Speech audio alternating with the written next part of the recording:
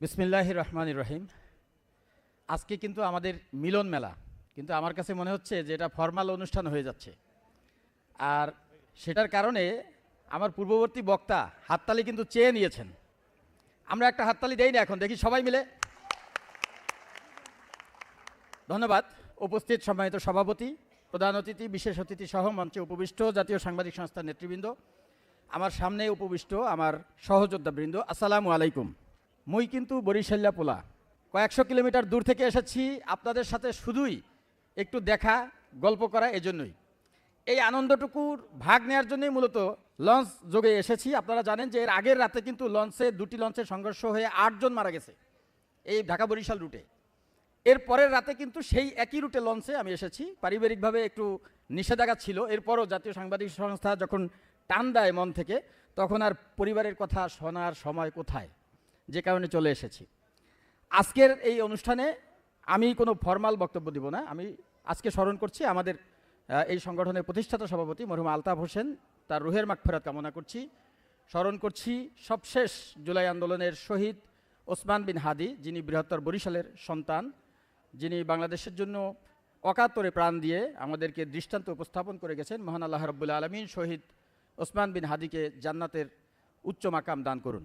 প্রিয় ভাইরা, আলতাফ স্যারের এই সংগঠন, আমরা তার নিজের জেলা এবং তার নিজের বিভাগ বরিশালে আমি আমাদের যে বিভাগীয় সভাপতি রয়েছেন, উনি অত্যন্ত বয়োজ্যেষ্ঠ মানুষ এবং আলতাফ স্যারের সমসাময়িক একজন ব্যক্তিত্ব, যে কারণে উনি এই অনুষ্ঠানে আসতে পারেননি।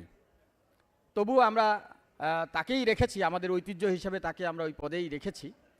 বরিশাল বিভাগে আমরা অনেক কিছু করতে পারি নাই, কিন্তু কিছু কিছু কাজ আমরা করেছি। সেটা হলো যে একটা সাংবাদিক সংগঠন একজন সাংবাদিক কেন করেন, তার আপদের সময় যেন অন্তত ন্যূনতম মানসিক সাপোর্টটা দিয়েও যেন পাশে থাকেন।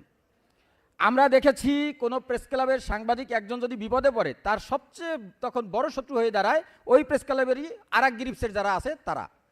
ওসি সাহেবকে ফোন করে, পুলিশ কমিশনারকে ফোন করে, এ তো মহা হলুদ সাংবাদিক, একে এখন ধরেন, এরকম আরও অনেক করেছে। আমি জানি না আপনাদের এলাকায় আছে কিনা, আমার এলাকায় আছে এটা।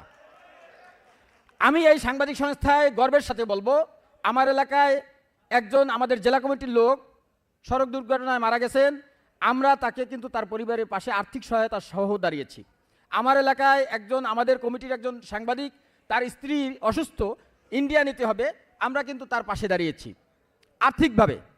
এবং আমরা চেষ্টা করেছি আমাদের অঞ্চলে আমাদের যে সমস্ত সদস্য রয়েছেন, বাইরেরটা এখনও পারিনি, যে সমস্ত সদস্য রয়েছেন কোনো বিপদের সংবাদ শুনলে আমাদের কাছ থেকে যতটুকু আমাদের সাহায্য রয়েছে সেটা বরিশাল বিভাগ চেষ্টা করেছে।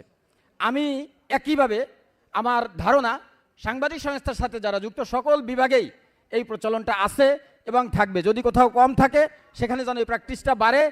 আলতাফ হোসেনের যে মূল চেতনা, সাংবাদিকদের পাশে থাকা, সেই চেতনার জায়গায় যেন আমরা ফিরে আসি। আমরা শুধু সাংবাদিক সংস্থার বড় পদ পেলাম, অনেক বড় নেতা হলাম, এই জায়গা থেকে ফিরে এসে আসলে আমরা আমাদের সদস্যদের জন্য কি করতে পারলাম, এই জায়গাটা আমরা চলে আসি।